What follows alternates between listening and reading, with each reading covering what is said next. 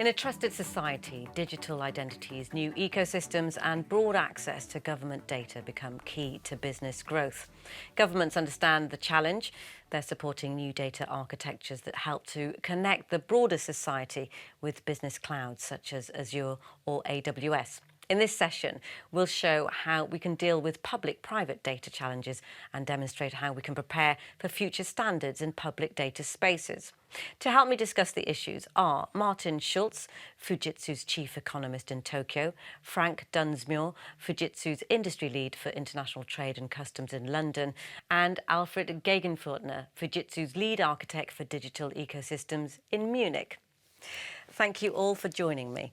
Martin, why are you following government activities in public data spaces so closely? Well, during the pandemic, we had an explosion of e-commerce growth in Asia, even more than in Europe. So much business has been moving into public clouds. At the same time, our customers got quite a bit concerned about, well, additional layers of security. They have been working very closely with us and our partners on hybrid clouds, an extra layer of security. At the same time, governments woke up to quite a few of the challenges. They started to regulate the big data platforms, the big commercial platforms much more strongly. The situation, and this is where I'm depicting it a bit on the graph, is really an integration of the virtual and the real space much more than we saw this beforehand. So what is happening now is that sovereign data spaces are evolving. Sovereign clouds are evolving with new standards. We all will have to adapt to much more trusted data business as users, as managers, as provider of data. And this is why I'm so very interested in the session today to hear from Frank and Alfred how it can be done, how the new standards can be used and what we can do today already. Frank, the UK's exit from the EU created a huge challenge to govern its future trade. How could you help? Yeah, it's a great question. We actually started thinking about this as soon as the referendum happened. So we were straight out of the blocks thinking about this. The implication of Brexit, as we call it, is that the UK needed to establish a customs border of its own, first time in 47 years. And that means new operations at the border, new controls, new checks. So that would have an impact on trade. And we quickly set about thinking about where would that impact be, where could we help most effectively. And one of the areas we thought about was road freight. So there are ports between Great Britain and the EU where there are huge volumes of road freight. How do you maintain that smooth flow when checks need to happen?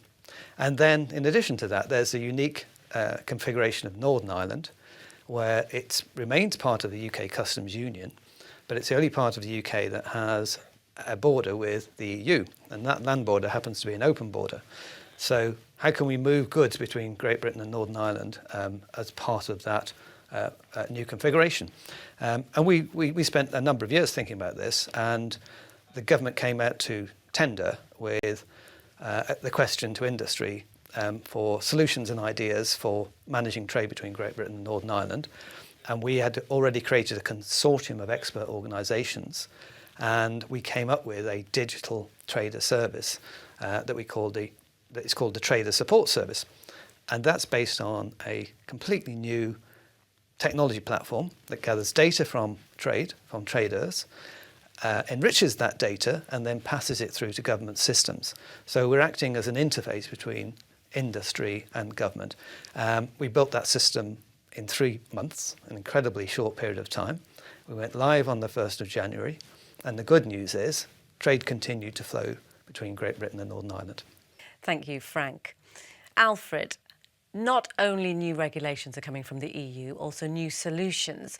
Can new standards help companies to become future ready?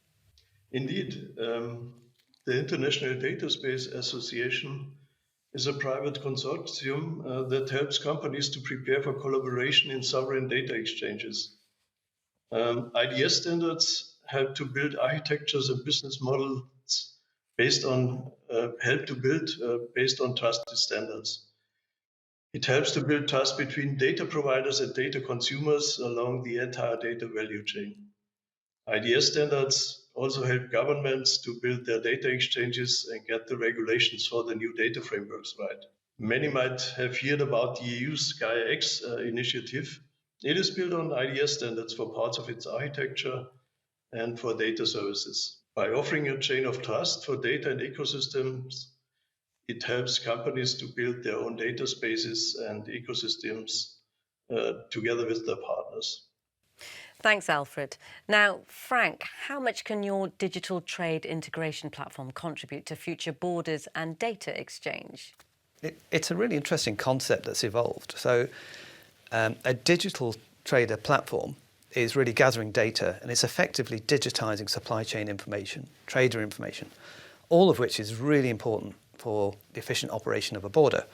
And in digitizing, you've got more real-time access. You can assess, interpret, risk assess information and data in a much more dynamic way. Without such a platform, you're talking about paper, bits of paper. Somebody arrives at a port or a border, hands over a bit of paper to say, here's what's in the truck, can I come through?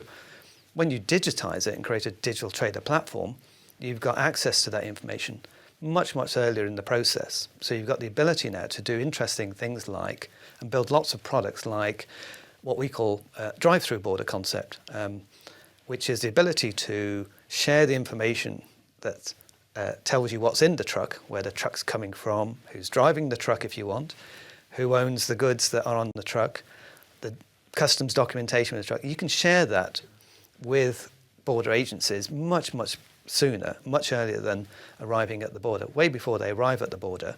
And that allows border agencies to do things like risk assessments, pre-assess and pre-clear those vehicles, so that by the time it gets to the port, I know who you are, you can come through.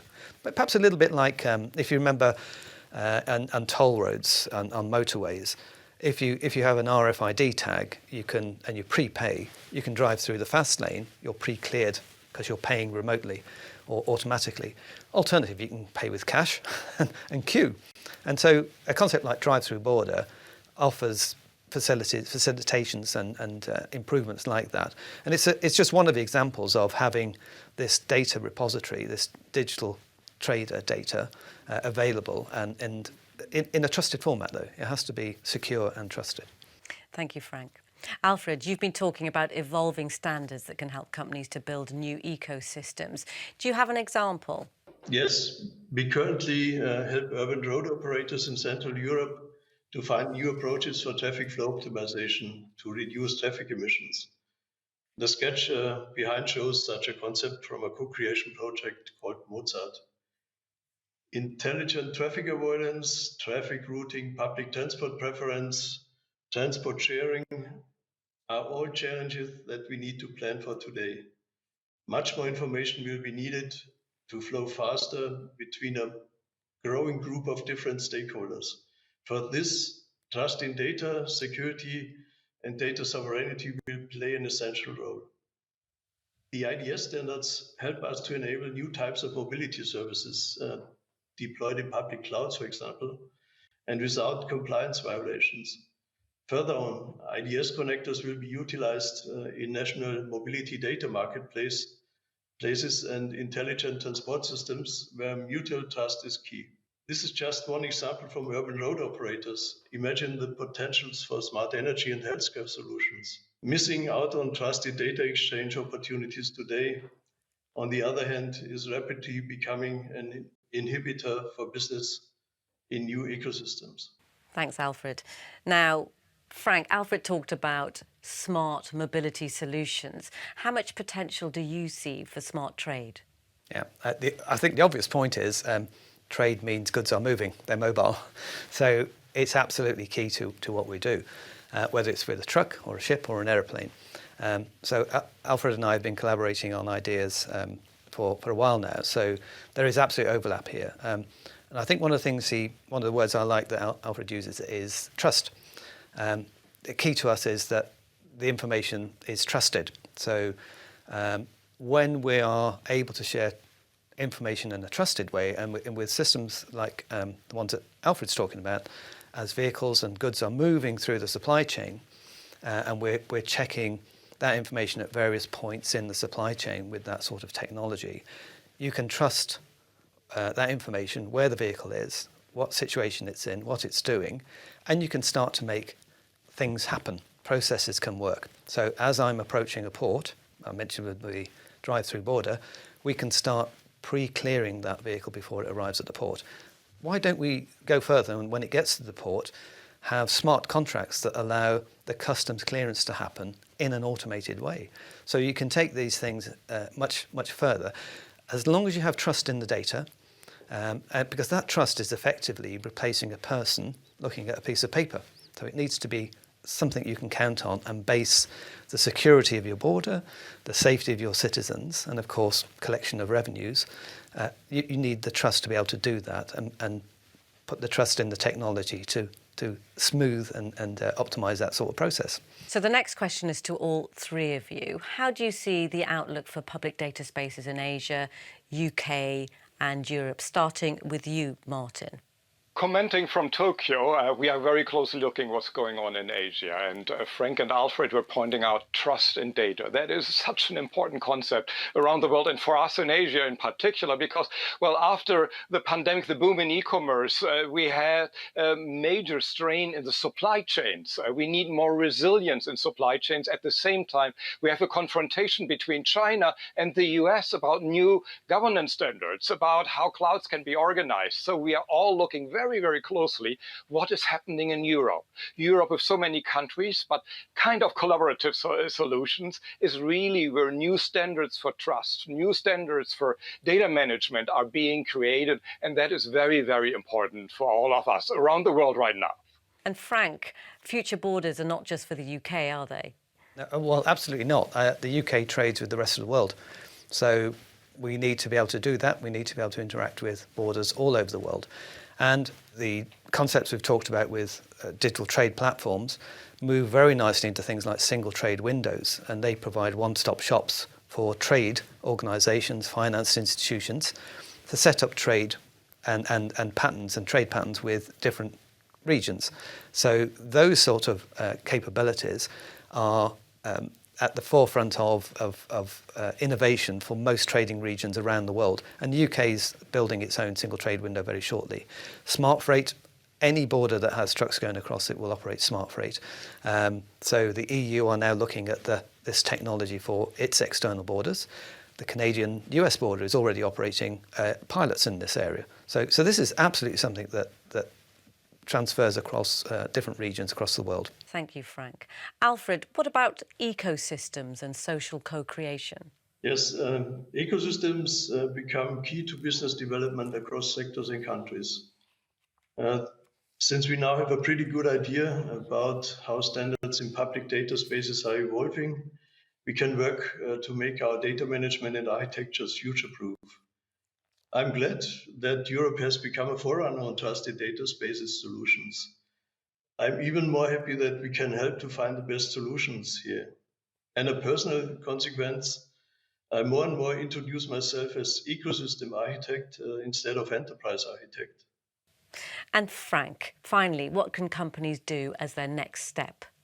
Well, I'd be delighted to hear from those that are interested in this subject. We've talked a lot about the Future Border programme that we're running, the strategies that we are considering, and the innovation that we're bringing to market. It'd be great to hear people's feedback, what they think of this, what they enjoyed, what they'd like to question more. And importantly, if you'd like to be part of this and you'd like to look at ways to collaborate, we'd be delighted to hear from you. Thank you, Frank, and thank you, Martin and Alfred, for your contributions as well. And thank you for watching.